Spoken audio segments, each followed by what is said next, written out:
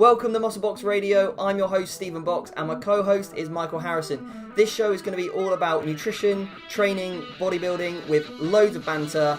We're going to be giving you the evidence, the science, and breaking that down with the help of some amazing guests and industry leaders to give you that application. So make sure you subscribe, and I hope you enjoy the show.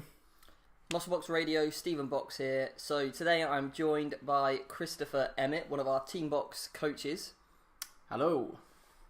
So this is obviously first time Chris has been on the podcast, and Mike is on holiday, sunning it up. Where is he? I don't even know where he is. He's Serious somewhere really rain. hot. Basically, because he's so hot, we decided we wouldn't ask him any questions because we're just too jealous. Yeah, So, and by the sounds of it, compared to when I was listening to your podcast a couple of weeks ago, that you probably are scraping the barrel getting me on now. So I'm happy that I've got on there before the last Team Box coach. I don't feel it's quite scraped the barrel, but you know, got to make do and make men. What you got? Yeah, Laura's still to come on.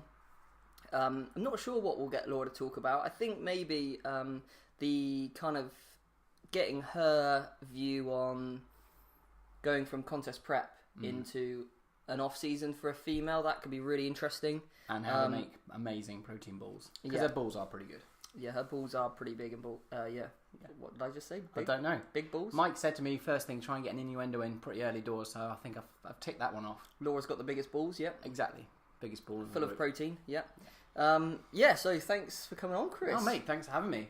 Pleasure to be here. Yeah, nice. So we thought we'd get Chris on today, not only because Mike's away, but actually because this is going to be Chris's first time competition in 3 weeks when we do...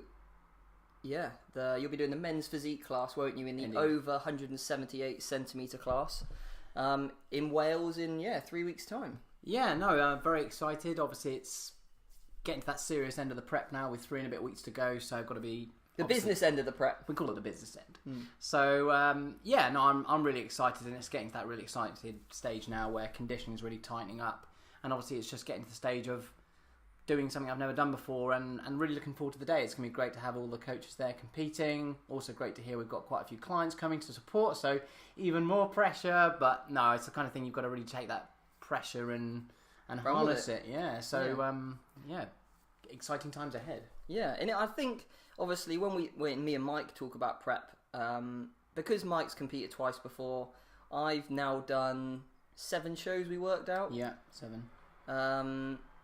So, yeah, I think some of those things that we might take for granted would be really good to get your input on, because there could be people listening to this who haven't competed before, maybe thinking about doing a show for the first time, and some of the things that you've probably maybe struggled with or maybe never even considered before because you are now at the business end, you're leaner than you've ever been before, your calories are lower than they've ever been, and all these sort of like problems and struggles, and also just kind of how you view the competition.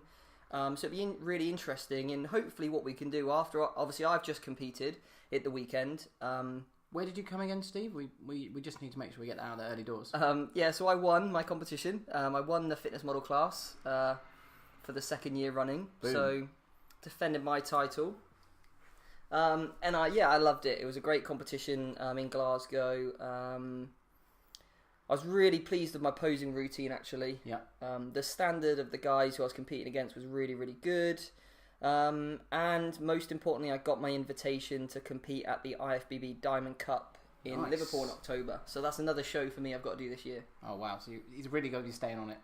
So yeah, I've got this one in 3 weeks, which will mean I'd have done a 24-week prep up until then, and then I've got another... Yeah, so then the next one, providing there's not any shows in between, this one should be the last one at the end of the season, which is 9 weeks away. So that'll be, like another... That's like a 30-week prep up until that one. But you find dieting quite easy anyway, so you're a pro. Yeah, I think now it's just good because... Actually, calories have come up a little bit, and it's a case of I've got the condition I kind of need. Definitely. I'll still be in a slight calorie deficit. I'm still doing my cardio up until the show in 3 weeks. And I'll announce it now, but I am going to be competing in the classic bodybuilding class in 3 weeks' time, and that's what my focus is going to be on, not the men's physique competition. I may enter men's physique as well, just as a kind of, well, why not? I'm there. Chuck a pair of shorts on, but for me, what I'm going to be really focusing on, in what I realised after doing the men's physique show up in Scotland, was that I personally love the presentation side of bodybuilding.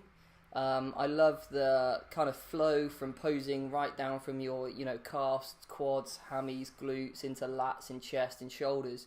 And for me, I just felt a little bit restricted in terms of what I was able to do. I think you also said as well, didn't you, that you pride yourself to having really good symmetry through your lower and upper body, and obviously men's physique does tend to have more of a lean towards just pure upper body. And obviously for me, competing first time, is that men's physique is a really good start point for anyone, whether you do one show, whether you do 5 or 6 or how many you do. But for me, obviously, it's a case of I enjoy training lower body, and I feel like I've got pretty good wheels. So it's going to be a little bit putting those board shorts on, thinking, oh, I wish these board shorts are a little bit shorter. But as I say, that's the nature of the beast. Men's physique. Obviously there are some guys out there, and there were some guys at the weekend with incredible physiques in the physique class.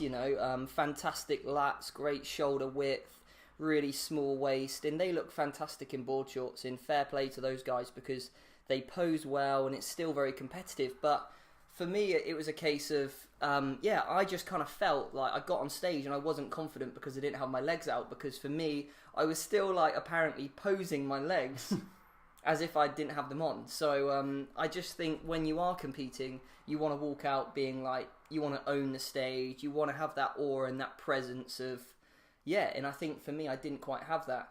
But, even now, with the men's fitness model class, what I've done in the past, you normally get 2 rounds. So the first round is walking out, going into, a T-walk. So you pose each part of the stage, and then you do the comparisons. So there's a lot more flexibility in how you construct your routine. Yeah. But now what I'm really excited about is when I go into classic bodybuilding, I get to perform to music. So my song of choice, so I can rehearse that. I get to go through all my mandatory poses. And because I've been working with Jeff for the last kind of 18 months now, I've been practicing those every single week. So I feel like my mandatories are in a really, really good place. And I know I'm going to be the smallest guy on stage. But hopefully if I pose well and my symmetry and my condition's good, I think, I'm going to love every minute of that. And if I can just do myself justice on stage, that's why I compete, is because I love the sport. I think as well is that if it's a first time doing it, is that you just want to be confident about what you're doing. And if it's, it's the first time you're going in there, you just have to just enjoy it and do as best you can. Then if you do it again, you can sort of really learn from that experience. And, for next time, what you've got to do and what you deliver. But, we did a bit of posing work today, didn't we? And I not just trying to soothe your ego here, mate, but I thought you looked good, and you've got good symmetry. You look really confident when you pose, and a lot of the time that's a big part of it. You can have someone like there who's a hell of a lot bigger, but if he's not confident posing, not looking confident generally, then probably not going to do as well. Yeah, you kind of shy away on stage, and I think for you personally, like I said to you earlier, your physique is built for a bodybuilder. You've got really good thickness in your traps, in your lats, in your quads, in hammies, and glutes, all the areas that kind of finish off that X-shaped physique. So, kind of broad to narrow to broad again. And I think the men's physique, obviously this will be the first time you compete, but once you've got that experience and if you decided you liked it, then I think probably looking to do a bodybuilding class, you could probably compete more competitively as a bodybuilder rather than maybe a physique athlete. And I think just making sure you're picking the right classes for you, because then you can start to get, like we spoke about, it gives you that idea for your off-season then, okay, what areas do you need to bring up? Is it delts, is it lats, is it abs, or whatever? And it's great for giving you that structure of, this is what I need to work on. Because I don't know, I see a lot of guys who, they go to the gym and they just, all they ever do is their big parts or their best parts get bigger and their weak parts stay weak, because they never actually get lean. They never actually assess what they're doing and what their physique looks like. And they're striving towards this aesthetic goal, but they're not actually being critical enough to understand what's going to make, what lines do they need? How are they going to improve their proportions and their symmetry? Obviously, genetics plays a huge factor in all of this, but you can still work. If you've got small legs, then you need a higher frequency leg program, don't you? If that's what you want, is that X-shaped physique rather than, maybe just like a V shape. So yeah. So how you obviously, yeah. I'll kind of start. What's been the biggest challenge for you throughout this whole prep? Because I know you've had some ups and downs, and I know I think obviously I've done a kind of prep to a degree before. Last year I did a photo shoot with fellow team box coach Daniel Meek, which was great and an awesome experience, and that was quite a different experience to this one. If I'm honest, I probably found that maybe a little bit harder. That was about 14 weeks of dieting. It's going to be about 20, 21, 22. When by the time we finished with that last diet, obviously that was potentially less aggressive because, for a photo shoot you don't have to be as lean. A bit softer. Yeah, exactly. A bit fuller. Yeah, but I did find that probably more of a struggle because potentially that was the biggest period of dieting I'd ever done. Yeah. And this time round, with being a slower diet, I've had a few moments where I've kind of there was a period after about 5-6 weeks I was like, I'm not quite sure this is for me.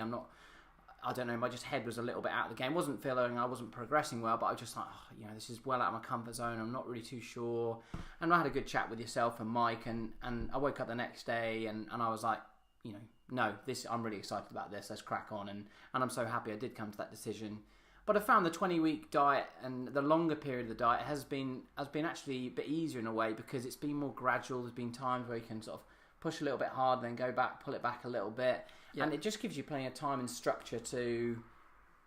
just time is so essential because it's not like you're constricted to have 12 weeks and thinking, I've got to go hard. And if I have a week where I don't lose anywhere weight, I'm really up against it. Yeah. Rather than with this way, it's been quite consistent. And if there's a week where don't lose as much, don't worry, you might lose a bit more next week. You've got plenty of time. Yeah. So... And it's like with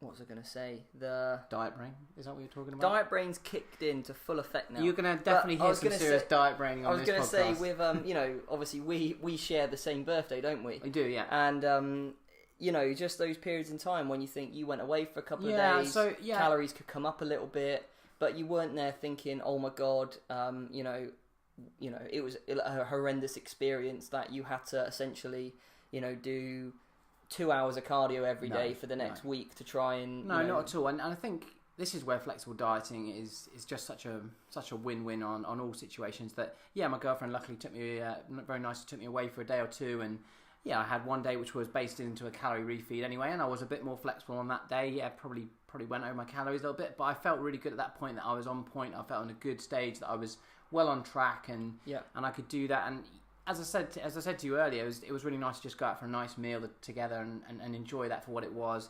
It wasn't like I was sat in front of the sofa in my PJs going, oh, I want a Domino's and, anything like that. So it was just a nice time. We did plenty of steps that day, lots of walking anyway. So, and that's where the measurement of these kind of things comes is, looking at all the variables, your energy expenditure, cardio, your resistance training.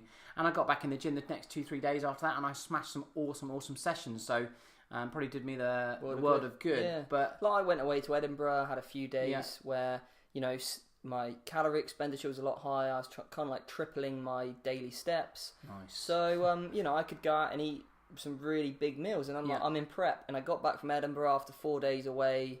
And I was eating some very decent luxury food. And I get back and I'm like, okay, I'm leaner and I've dropped weight. Because I've just been, I overate compared to what I normally did, but it wasn't enough to take me outside of a calorie surplus. No. And it's like with Mike at the moment. Mike's kind of, and he won't mind me saying this, but he suffered this last week a little bit from a little bit of water retention. He's felt quite bloated and he's just kind of a bit run down. The guy's been really pushing, the pedal to the floor. And he's gone on holiday now, obviously, as we said. And, my instructions were 4 days off training. I want you to have 2 refeed days back to back, no cardio.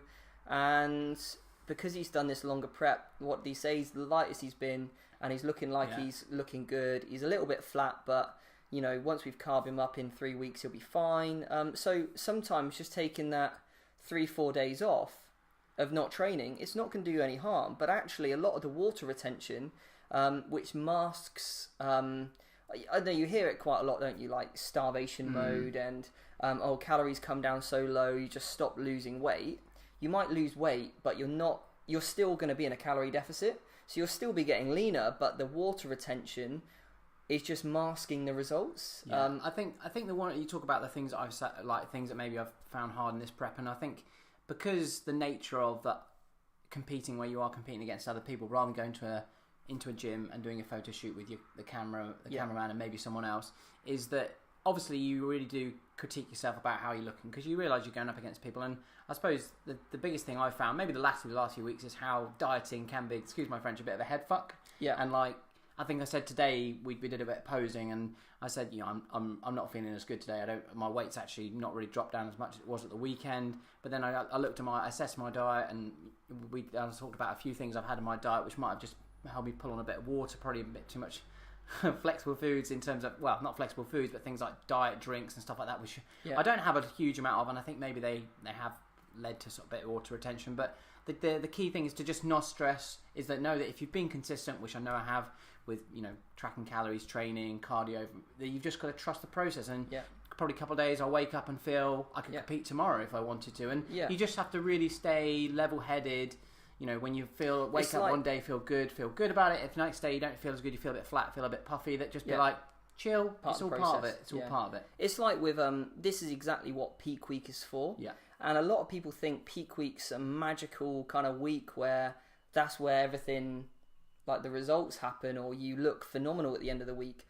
No, it's not. It's a case of controlling as many variables as you can, so that on that day you can have that hyper-focused week on your physique, so that in that week, you might rein it in on the sugar-free Cokes, or whatever it might be, and you stick to more single ingredient foods, and you make a conscious effort to drink a consistent amount of water every day, sodium's reasonably consistent, food sources and ones that digest well, and you can pretty much bet your bottom dollar that you're going to be looking the best you've looked at the end of that week. And that's exactly what peak week's for, is to control all variables. And you're looking at yourself today, or you might look at yourself in the mirror, and let's say you've had some brownies with some Laura experience this week, some really high fiber brownies. She came to watch my show, and we had I think she had like 3 or 4 in a day. Macros on were great, but then she ended up with a bit of a bloated belly. So looking at herself in the mirror, like, oh my god, I look terrible now. Like, you look like you're 20 weeks out rather than 3 weeks out, and you're still just as lean, or she is just as lean as she was, and looking fantastic. But as soon as that kind of literally passes, then you'd be kind of back to normal. But certainly, like, as soon as you have those days, and you might look at yourself in the mirror and go, oh, but I don't look like that IFBB pro on stage. And this is where, they've obviously peaked for it. They've got a tan. They, for example, are under great lighting. They're posing effectively. The difference between me when I'm in a t-shirt or just normally walking around compared to when I'm in a pair of trunks and I pose, it's like I'm 2 different people. And you throw a tan on me and put me under good lighting, and all of a sudden I'm even better again. And you just can't compare yourself to stage pictures of competitors, because until you're there, well, what's the point? Because it's difficult, isn't it? Because people, we look at it at lower levels, that people will go and buy a fitness magazine and see someone on the front and go, I want to look like that. And it's like, but you realise that's like a second to get them in that photo. There's probably a bit of editing as well. Is that if you saw them in the street, it's like, you think about like actors in like superhero films these days. You see them in the street or in a magazine, you're like, he looks in average shape. And it's like, but of course. But when he knows he's got to step on point in front of the camera, get a pump up. Yeah, exactly. You're going to control all those variables. So it's and the thing is, that's the nature of physique shows or doing photo shoots, is that you are critiquing your body composition, and you're going to critique it like anything else. You're going to be very, very particular about all the small little details. And when you see that something's a little bit off, you're going to think, why is this not happening? And but when it all comes together, like we all know it will. And I had a good discussion with Mike yesterday on WhatsApp, and he's just like, it's just a case of seeing it through. It's like, you know what, it is a case of seeing it through. And I know in 3.5 weeks' time is that I'll feel really proud about what I've done. This is the first time I've competed. I think Steve's been trying to twist my arm to compete for a while, and I'm glad he has done it. And I'm not, it was a conscious decision. Bullied you, bullied me, that I'll jump off stage and think, wow, that's something that I was thought about doing. Maybe it was a bit uncomfortable, but I've said this, and I talk to a lot of people about setting goals, and you've got to set goals outside your comfort zone, because if you set a goal and you're like, I can do that, it's like, well, there's probably no real point. You know, and once you've done it, it will be a case of, well, fine, I can do that again. Yeah, because exactly. all the fear that there might be towards the first show, the biggest fear I think for a lot of people, and I might be wrong, and correct me if I am wrong, but I think the biggest fear that people don't know what to expect. And I think that's not necessarily about who they're going to be competing against. I think it's they don't know what to expect from themselves. And I always say the first time you step on stage is your first mark. And then that's the position you look at and you go, okay, how do I critique my physique? What do I do in off season? Because next time I want to smash that. And this was something that I spoke about.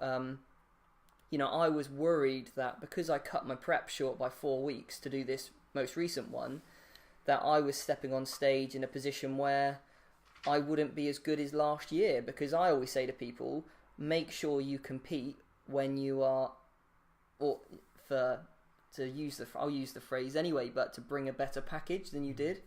And what I mean by it, like what is a package, I suppose, is you know, your condition, muscle mass, symmetry, your posing ability, even like to the extent of do you have a better tan than you did last year? Because if you have a bad tan, that can make all that hard work. And mine, I'll be honest, wasn't particularly great on the day. It just didn't really set into me, to me very well. So it looked a little bit dirty and kind of hid some of my condition. Yeah. So you think, well, the next day I showered and I looked amazing. Like I looked the best I've ever looked. But when I was there, I was like, oh, you know, you look a bit soft. And it was just my tan hiding that. But that straight away can have a huge psychological impact on your performance on that day because you doubt yourself straight away. Yeah. So yeah, I think that is, for me, I was worried that, I'm not going to be ready. And I wouldn't have, you know, and I'm not going to bring a better package than I did last year. Obviously, I had some pretty high expectations of myself because I knew I won last year. But actually, peak week, I knuckled down, got my consistency in, and yeah, I would say I was the best I've ever looked. And although I was competing 4 weeks earlier than originally planned. And how did you, how have you found the prep like this time in terms of, you know, coming through? Obviously, you know, when you've just touched on it, but, you know, you said there was quite a bit of a fear there, throwing in this extra show a little bit later in the prep, and then at that point thinking, okay, cool, but I was like, oh, am I going to be on point for this? I mean, when it eventually came round, how did you feel in terms of jumping on stage and feeling on point? I think I wrote a bit. I had a week off, and I kind of wrote a bit of a blog just for myself, like a bit of a reflection in a journal. And I just thought that it was like when I used to play hockey. It was like playing a game when you know you don't have a full squad, when you know you haven't maybe controlled as much as you'd like to. I could have had 4 weeks more posing practice under my belt. 4 weeks more dieting, and just 4 more weeks of kind of getting focused on that event. And I was concerned about it, but luckily things did manage to pan out. Like last year I did a 14-week prep. Yeah, I had a bit more weight to lose, but we were being more aggressive right from the get-go. Whereas this prep, a lot more conservative. I've barely felt the prep at all, really. Yeah. And it was a 20-week prep. So yeah, it was good. And now I'm in a nice position where I know I'm conditioned enough. I just need to basically cruise in until the next show. Luckily, I didn't go absolutely ballistic post-comp like everyone else. Yeah, and then that was... you had a nice gluten-free burger, though. Yeah. Nice. Yeah. So, like, for me, I know that I don't digest gluten particularly well. I'll normally end up with a bit of an upset stomach. Nothing major, but the next day I knew I had a video shoot. Yeah. So there was no point me risking any sort of dietary implications when I know I needed to keep food sources pretty regular and consistent to what I normally eat. But it was so weird. I was like backstage and, you know, I was going around like, oh, you know, hi, my name's Stephen, you know, who are you? Kind of, is this your first show? How many have you done before? Where have you come from? And all they could ask was, what are you going to have? What are you eating post-comp? Or do you want some of my sweets when we finish? Or I got some of this. Do you want me to share my Nutella with you? Or I got a box of donuts. Do you want some? And I'm like, it's like going up to someone in the street, completely random, meeting them for the first time and going, what are you having for dinner?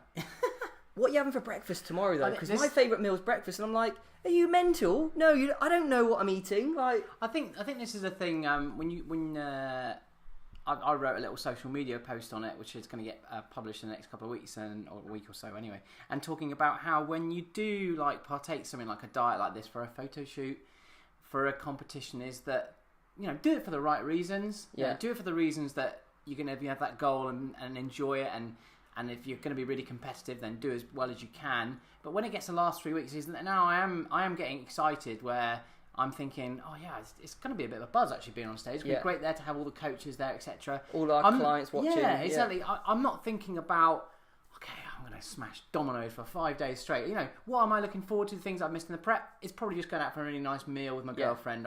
We talked about earlier, there's a really nice restaurant local for me, which is like, really nice, like tapasy food, which is going to be lovely to go through. And then maybe just going for a beer with a couple of mates who I haven't had a chance to catch up with. And it will probably be 2 pints of beer, 3. I don't drink a huge amount anyway. It's not going to be like a full-on bender, shots, bang, not getting back out till 4 o'clock in the morning. Those are going to be the things that, I'm going to be able to enjoy and have a bit of normality. And it's a funny thing where people, and I suppose this is where we come back to the advocate of flexible dieting, where, Steve's just had the most amazing bowl of protein porridge, which has just sent me into overdrive, like nice bit of Nutella protein in there, etc., and a few other bits and pieces. And when you have this flexible approach during a prep, is that you get to the end of the competition and you might be looking forward to having a little bit more volume in foods and maybe having a bit of an extra portion of X, Y, or Z. But it's not like it's a case of... Or a mental break from tracking calories. Yeah, exactly. Having a week where you're just being a bit more ad hoc. But it's not a case of like, binging. My sweet tooth needs to get satisfied now because I haven't touched anything for the last 6-7 weeks. And I think for me, like, you show restraint all prep. Yeah. And that can be exhausting mentally. So I needed a chance. So I got off stage and we went to a nice pub, and I looked through the menu and I thought, I really fancy this. Yeah. I went for a burger and chips. Like a normal regular meal, a normal portion. I didn't order 3. I didn't go to KFC on the way, and I didn't have a box of donuts after. I just had a regular meal with 1 dessert. And for me, it was incredible. It tastes great. I was really satisfied. And I actually woke up the next day the same weight as I did previously. So in terms of the day before when I was on stage. So my show day weight and my weight the day after were exactly the same. The day after that, going back on my macros throughout my video shoot day, my weight dropped again, 0.5 kilo. I'm now back to the lowest I was in peak week, and I'm, 4 days since I competed.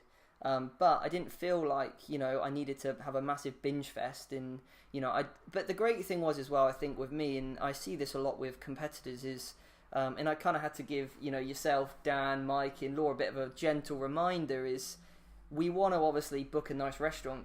Oh yeah. For when we, but it's a case of, and we all agreed we want to enjoy that meal together, not look at it as where should we go. What are we gonna basically fill our face with. And I think it's a real balance, isn't it? And I suppose it depends on the individual and also about the longevity and how intense your prep is. But this comes back to again like having a longer, slower duration diet and advocating flexible dieting where. You can, on Monday was my high day, and my high day is the calories are tracked, unlike what I see on Instagram these days, where it's like, it's my refeed day, so I'm having 2 Dominoes, and I was like, well, that's and just... Chinese. Yeah, that's just like, how can you calculate the calories from that? Is that, I know I've got a certain amount of calories a hit, but me and my girlfriend went to the cinema, I had a little bit of ice cream, a bit of popcorn, but it was a little bit, that's what it was, but that's that nice flexibility. I'm like, wow, I'm getting leaner by the week. I'm doing really well with my prep. Eating your favourite foods, but I'm still having a bit of ice cream. This is kind of win-win. So get to the end of the prep, and I'm like, at the end of the show, I'm like, I'm just looking forward to having just a little bit more oats in the morning, having a little bit maybe stupid things like 2 scoops of ice cream rather than 1. Well, exactly, and then just having like having maybe an extra meal of whatever it might be during the day. Going to Mission Burrito and having a burrito with a wrap rather than just like a salad box like I had today. Like stupid things like that. Not thinking like, so there's a man versus food challenge in this town 25 miles away, one for the next 2 weeks. I'm going to see how many I can do. It's otherwise it's just not worth it. And also as well is that when you've worked that hard for a long period of time to get yourself into lean body composition, if you want to maybe go into an off season or put on some lean mass, it's obviously better to do that from a leaner body composition. With this year I only had, I think I started prep at 78 kilos. My lowest weigh-in was 71.5 in peak week. So that's 7.5 kilos lost in 20 weeks. So it's only like 0.2, 0.3 loss a week. So it's real marginal. Compared to last year where I had a lot more weight to lose, I went down from, I think I had like 10 or 11 kilos to lose in 14 weeks, so a lot more aggressive, like 0.75. And, I still looked good in my off-season. Like I had a DEXA done halfway through my off-season and, I was sub 10%. And like that's a great place to be in that you feel confident how you're looking.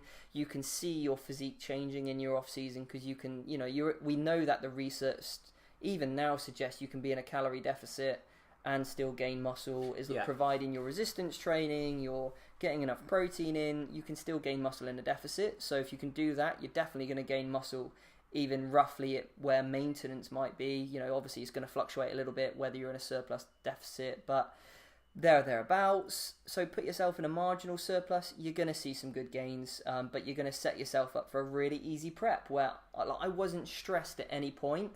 The only time I felt a little bit stressed was when I was like, oh crap, I'm going to do a show 4 weeks earlier. Yeah. But how many people could do that? How many people can go, yeah, do you know what? I can just throw a bit of a Hail Mary into the mix and compete 4 weeks earlier in, I don't want to blow my own trumpet, but obviously still do well. And I think that is just, in massive thanks to my coach Jeff for helping me with that. I felt a bit bad saying to him, like, oh, Jeff, I want to do a show 4 weeks earlier. And it's been interesting actually, like now I've been submitting my pictures and, I've been getting my mandatory poses off. I said to Jeff, I finally feel like I might start looking just a little bit like a bodybuilder now.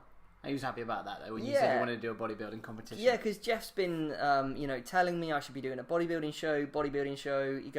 He's like, I'm just going to slip it in now, but I think you could do a bodybuilding show this season. And I was like, oh great, another show. But actually, I think this way round, instead of focusing on men's physique when I come to do the Welsh, focus on doing a bodybuilding show. And yeah, for me, I know now I can compete competitively at the fitness model division. Yeah. Obviously, I get to compete at the IFBB Diamond Cup, which is really cool. So from a performance sporting aspect, that's what I can nail.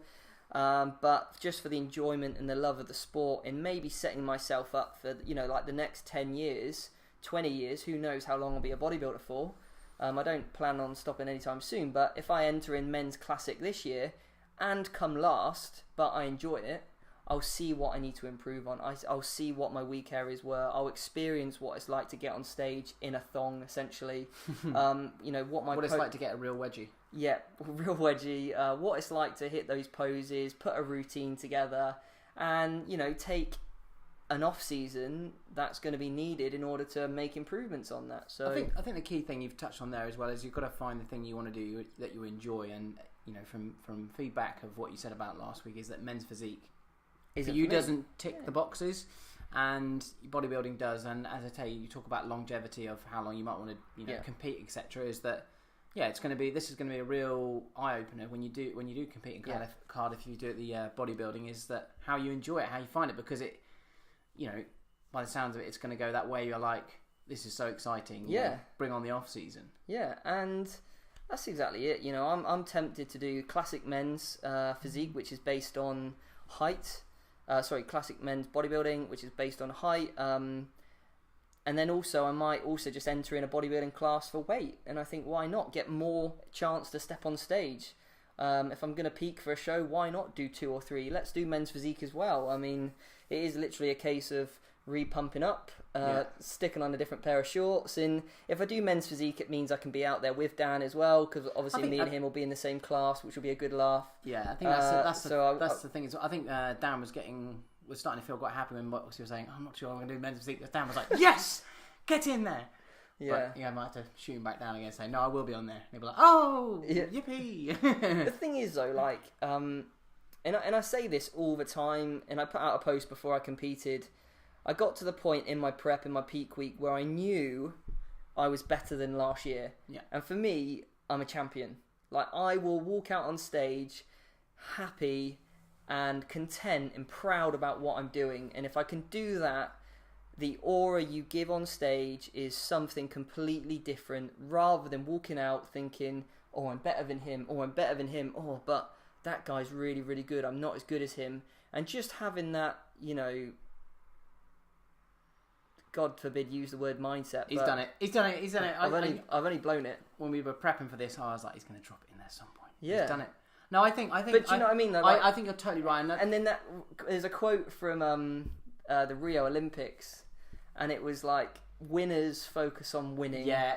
Losers focus on winners. Yeah, there's that photo of I think it's Michael Phelps and the swimmer next to him who's just looking, behind him. Yeah, just looking at him. Yeah, and I think that's the kind of mentality I'm going to say. Nice, good word. I'm going to adopt over the next few weeks is that for me, I don't care like who else is competing against me on stage, and I'm going to keep my expectations pretty low, but I'm just going to focus on just cracking the next 3 weeks and just get on there and just. There's no point of doing all this effort for 20 weeks to cramp up there and thinking, oh my God, look at him, he's jacked up. There might be some big guys there, it's a Welsh show, but just go out there and just be like, you know what, I look great. I've never been this lean before. I don't think I've ever been in the body competitions. We're going to be there all together. Yeah. We'll be backstage having a right laugh. You'll be next to Mike on stage having a pose off against him. Hoping not next to him. He's got pretty big lats. Yeah. And then, we'll have all our clients cheering for us. And, you'll remember that as your first ever show with, your best friends around you. And that's what you'll remember. You won't remember whether you came 4th or 5th or 3rd or even 1st. That won't be, what you think about. I loved last year when I competed and when I won the fitness model, the UK BFF one. Loads of my friends were there watching, and I really enjoyed going for Nando's after with Laura and Dan, and then the time I competed at the IFBB Amateur Olympia, my parents came to watch and went out for a really nice meal with them, and they're the things you remember. And that's the best thing. And I think for like yourself and Dan now, you'll get off stage and be like, this is potentially the start of a long-term sport for you, and you'll only know that. Kind of, I know Dan's now in the mentality that this is his sport. This is what he does. He is a bodybuilder. Like, he's tried cricket, he's tried football, and he knows that he loves training, he loves nutrition. It's only going to help him, professionally as well as everything else. And hopefully you'll feel the same. But, that's up for you to decide, isn't it? Really? Yeah, I think you're dead right there. Where I remember last year when just using the example of doing the photo shoot, is that when a lot of my friends from home and stuff that aren't maybe of the same ilk of me in terms of their interest in training nutrition, then there was some sort of social situation where I was like held strong. I was like, no, I can't do this. I'm afraid I'm gonna have to can't eat that, whatever. I was like whatever. But the praise and the messages I got post where they were like, fair play, Chris, you were in great nick. We didn't realise you were going to get in that good condition. And people, I think I posted a photo on Facebook straight when I was doing the shoot, and people were like, fucking hell, you look awesome. And I know that's gonna be the same again. And it's when you do something like this, that it is nice to get encouragement and praise from people. It's selfish, but things like bodybuilding, like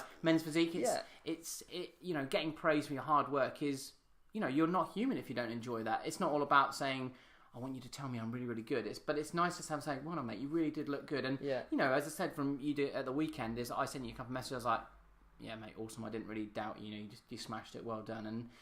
And that's just for all those periods we go through. Like we did a pool session today. In the first few sets, I was struggling, but got through it. Got a good session. That's the times you'll look back and you'll forget all those little times where it was hard. Yeah, you felt like you wanted to overeat. Yeah, you've walked past somewhere and a whiff of food comes out of a restaurant. And you're like, oh man, I've got no macros left, but I wouldn't mind going in there. And you're just like, no, just hang in there. When you get on the cardio machine, it's 7 o'clock in the morning. You've got 500 calories to do, and the last thing you want to do is hit a stepper up for that long. You're just like, oh, I should just go back to bed. But like you look back and you forget those kind of things because what you've achieved is well worth it. No, definitely. And like I love prep. Like I'm just happy when I'm in prep. Like I don't know what it is. Like I don't mind prep. I'm not going to say I love prep. Like that.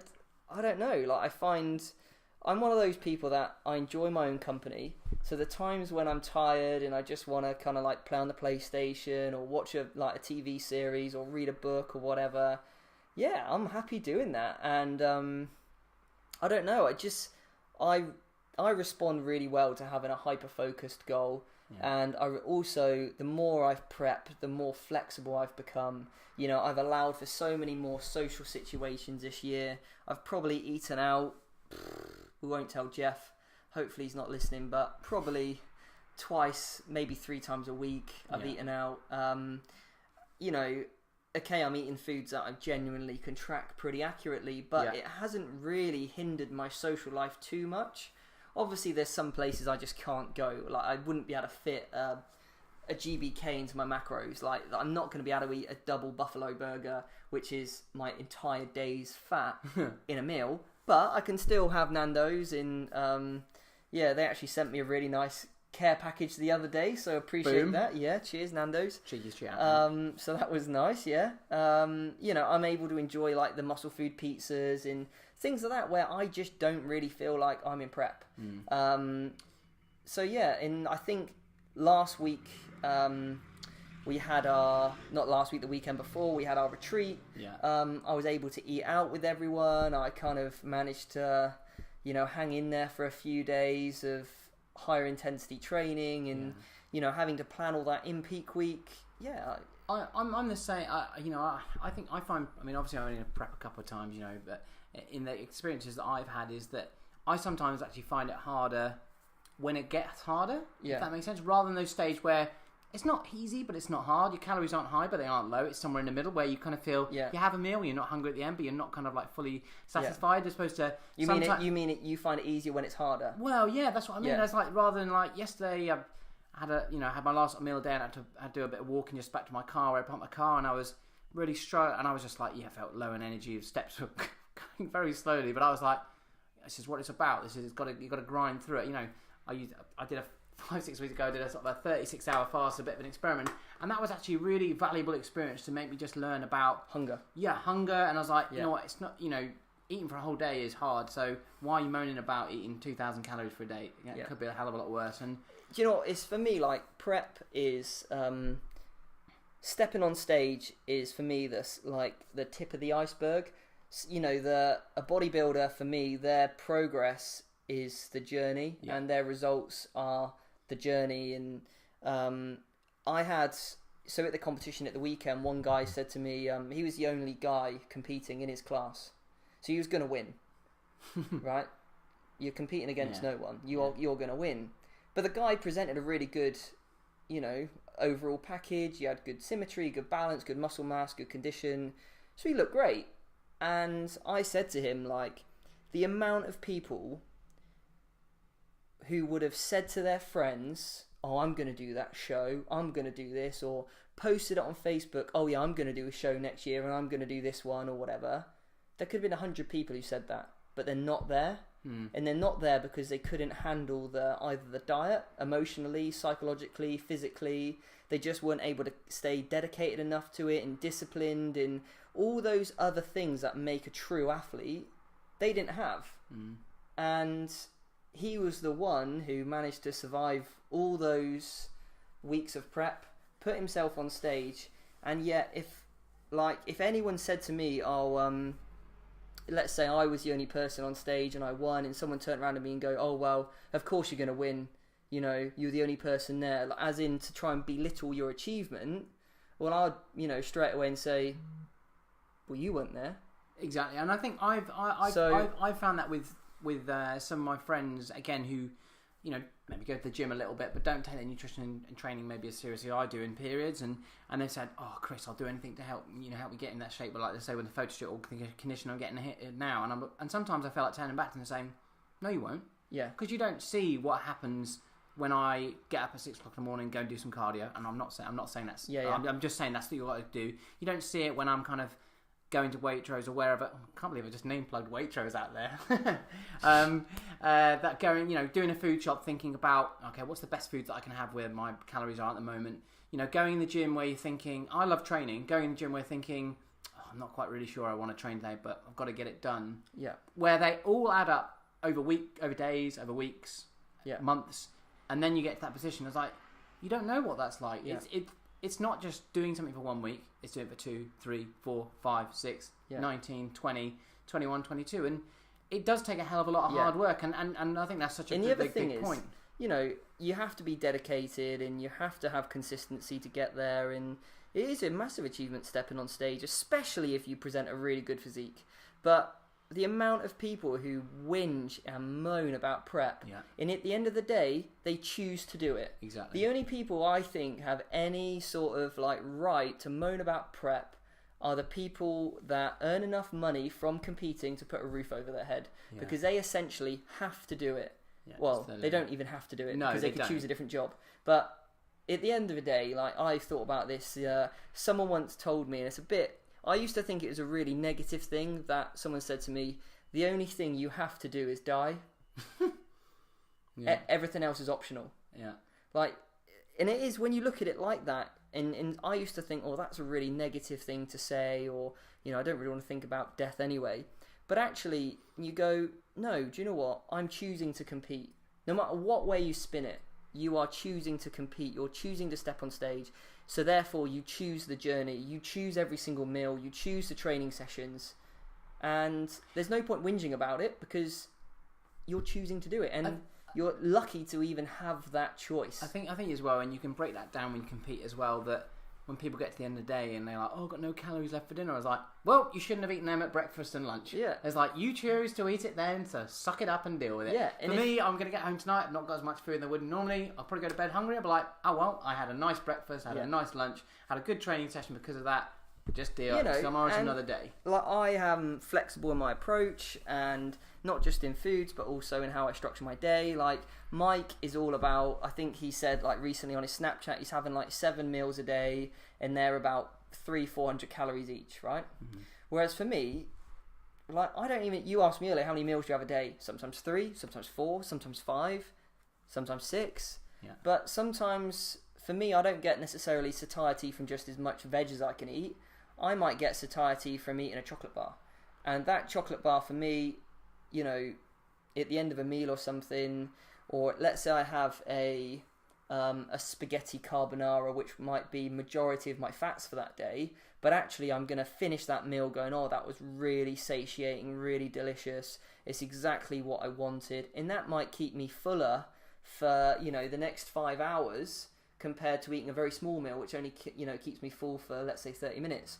But other times I might, you know, choose a different approach. And yeah, I just think that, again, I'm making that choice. And if I choose to overeat, then I have to deal with the consequences. I'm the same. Like this morning, I had breakfast. I had like a smoothie bowl, which was like quite low in calories. Like, oh, it's going to set me up today. I have plenty of calories. And I was sat there. I was like, you know what? I really fancy 2 poached eggs on 2 bits of toast. And I was like, it's going to be a bigger breakfast than planned, but I had it and I was like, oh, so worth it. Hit the spot, yeah. And I was just like, you know what, and I'm the same. I think me and Steve, when I asked him earlier about how many meals I have a day, is that I still want to have the certain foods in my diet that, yeah, maybe it might involve me having a little bit less calories later on the day, but, you know, I said, like, yesterday I had to have some dark chocolate on top of my porridge, and I was like, I'm going to have some lower fat options for the rest of the day, but I had it, I was like, boom. You made the choice. Hit the spot, bang, you know, whatever. Yeah. And I think that's the key thing, and I think I don't think I'm too bad a dieter. I think when I did the prep last time as well, is that, yeah, I think you hit the nail on the head, is that don't go out there moaning about it and making this big song and dance about it. Yeah, that's like, you know, cardio at the moment, it's getting a bit hard, it's getting a bit boring. Yeah. But, you know what, it's three bit weeks to go, it's just grind on, get on with it. Last week I had a horrendous amount of cardio to do. Silly steps. Yeah, all the steps. But not only that did I have to do all the steps, but I also made sure I did my cardio sessions on the bike. Yeah. And while I was there, bought Harry Potter and nailed it in a week. Nice. And do you know what? I really enjoyed it. Got through my book and didn't really feel like a stress at all. Again, I made the choice, and it was funny. Like, I was on the cross trainer actually, and I was looking around me, and I was going a pretty steady pace. Like, I was able to hold a book and read it. Multitasking. Yeah. So I wasn't going like hell for the leather. No. The guy next to me was absolutely caning it, and the girl next to me had been on there for twice as long as me. Right. And every other cardio machine in the gym was filled with people like doing sprints or intervals or whatever. And I'm like, just there chilling. And I was the most lean in the gym. Like, I was shredded. But I took a conservative approach. Yeah. I found it easy and I found it enjoyable, and I didn't moan about it, and I didn't bury myself into the ground. So therefore, every time I come to do it, it's not a chore. It's just part of prep. And that's what I think I enjoy. And, you know, hopefully the results kind of speak for themselves, really, is the better way of doing it, rather than kind of being all or nothing. Small marginal gains, you know, like, Jeff says, like, it's another penny in the bank, Yeah. And they certainly do count, like you said. So anyway, we'll leave that there. Chris, thanks so much for coming on the show. Thanks for having me. Yeah, I'm sure we'll get you back on at another stage. Maybe get you talking about something else, and maybe talk about how your first show went. Exactly. In the men's physique class. Hopefully it won't be 4 stone heavy. Yeah. No, I'm 3 and a bit weeks to go, so it's just it's getting the business end, it's getting exciting. So and I think what we're going to start doing is updates on our Facebook page over on Teambox UK. So if you want to follow Chris's prep, you can, and the rest of the team, head over to there, and we'll start to get some more content out there. Thanks to our sponsors, MuscleFood, again, for just being fucking awesome, really. Doing amazing protein pizzas. Yeah. Those things are great. No, it just, those little things really help, and we can never speak highly enough of those guys. So huge shout out to them. Thanks for everyone who's left reviews and subscribed. It really, really helps grow the channel, and makes it inviting for guests to come on and that sort of stuff. We've had some great feedback from some of the previous shows that we've done, and hopefully, if anyone's got any ideas how they would like us to expand the show, please email me, info@teambox.com. Maybe speak properly, Steve. That would help. Email me at info. You. Diet Brain. I think we've done pretty well, actually, mate. I think you should take it easy. We had a little spill at the beginning, but the meat of the program was pretty diet free, diet brain free. So don't worry that you've. So email me with some suggestions on how we can make the podcast better. If you have any, again, any questions for the podcast, let us know.